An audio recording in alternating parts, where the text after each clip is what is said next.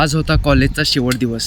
3 वर्ष कधी संपलं हे कधी कळलंच नाही। ज्या आनंदाने आम्ही पहिल्या दिवशी आलता तो आनंद आज हितच संपला। कॉलेजचा पहिला दिवस, सगळे अनोळखी पोरं, अनोळखी टीचर सर, एक दोन पोरं सोडून कोणाची ओळखी नव्हती। मग जेव्हा तिथं गँग झाली तेव्हा मस्ती आमची चालू झाली। बस स्टँडवर किती पण लवकर जाईना, पण कॉलेजमध्ये 1 तास झाल्यावरच जाणार। पहिल्यांदा कॉलेजमध्ये गेल्यावर फिल्टरला पाणी प्यायचं तर फिक्सच असणार। सगळी मॅडम म्हणणार, जर का तुम्ही उद्या आला नाहीसा तर 2 दिवस कॉलेजमध्ये घेत नाही, म्हणताना आम्ही 2 दिवसांनाच कॉलेजला जाणार। 3 वर्षात काहीच पूर्ण झालं नाही, ना अटेंडन्स पूर्ण ना मार्क पूर्ण, फक्त एकच विषय पूर्ण झाला, तो म्हणजे आमचा मित्रपरिवार। ख्या नेपाळ्यात कुठं पण महाप्रसाद असू दे, त्यांच्या मंडळाची पोरं नाही दिसणार, पण आमची गँग 100% दिसणार। कुठल्या पण मित्राचं फंक्शन असू दे, किती पण लांब असू दे, 100% जाणार म्हणजे जाणार। डिग्री कॉलेजमध्ये सगळ्यांचा ग्रुप असतातच, पण आमचा असा ग्रुप होता ज्यात कोण पोरी नव्हती। आणि आमचा ग्रुप असा होता कधी आपापल्या नावानं बोललेलंच नाही, सगळेजण आपापल्या बाबाचं नाव घेऊन बोलवत होते। 3000 रुपये देऊन ब्लेझर घेतला। ब्लेझरच्या कलर जायच्या आधी आमचं कॉलेज गेलं। कॉलेजचा शेवटचा यूट्यूबचा मोठा ब्लॉग असेल, कारण ह्यात मी सगळे आठवणी काय काय केलं काय नाही हे सगळं सांगालोय।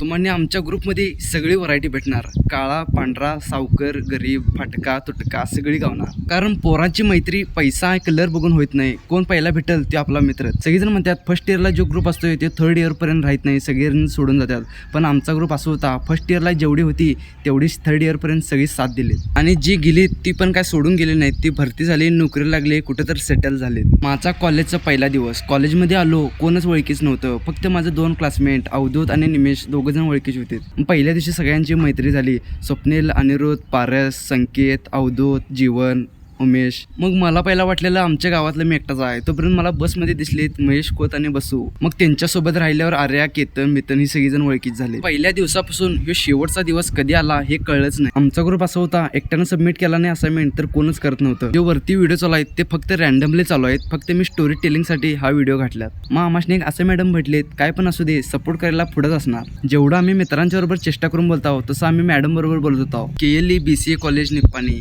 एक असं कॉलेज झालतं जे आमचं दुसरं घरच होतं।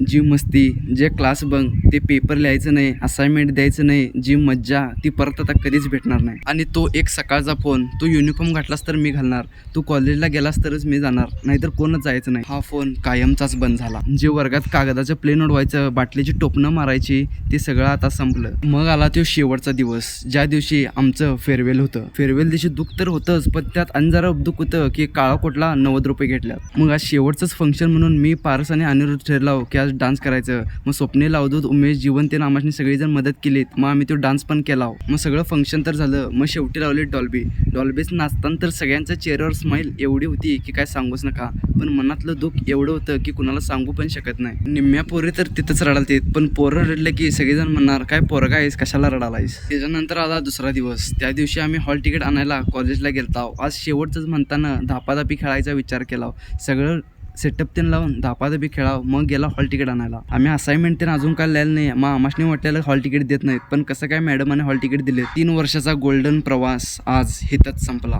मित्र, मैत्रीण, मॅडम हे आता कधीच भेटणार नाहीत, भेटणार पण जे कॉलेजची मजा होती ती आता कधीच होणार नाही। हे एक माझा कॉलेज लाईफचा एक छोटासा व्हिडिओ होता, तुम्हाला बोरिंग पण झाला असेल त्यासाठी सॉरी, पण जे माझ्या मनात होतं ते मी सांगून टाकलं। तर व्हिडिओ आवडल्यास लाईक आणि जाताना सबस्क्राईब नक्की करून जावा। धन्यवाद।